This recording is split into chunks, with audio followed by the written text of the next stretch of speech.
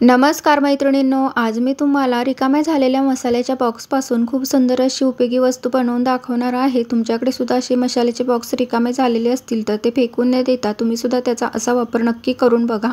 आता आपल्याला या बॉक्सला कट करून घ्यायचा आहे। त्यासाठी या पद्धतीने कैचीने आपण हा बॉक्स कट करून घ्यायचा आहे। अशा पद्धतीने हा बॉक्स मी व्यवस्थितपणे कट करून घेतलेला आहे। आता याला आपल्याला बाहेरच्या बाजूने व्हाईट पेपर लावून घ्यायचा आहे। अशा पद्धतीने आपण हा पेपर आता या बॉक्सच्या बाहेरच्या बाजूने लावून घ्यायचा आहे।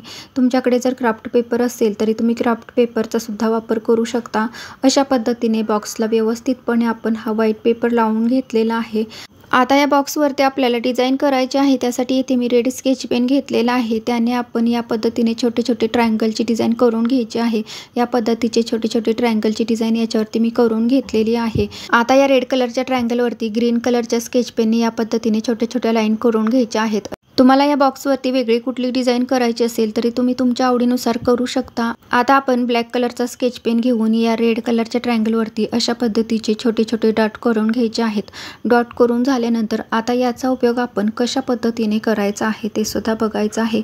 या डेकोरेट केलेल्या बॉक्सचा वापर आपण पेन स्टँड सारखा करणार आहे। त्यासाठी याच्यामध्ये मी असे कलरफुल स्केच पेन ठेवत आहे। तुम्हाला याच्यामध्ये दुसऱ्या कुठल्या वस्तू ठेवायच्या असतील तरी तुम्ही तुमच्या आवडीनुसार ठेवू शकता।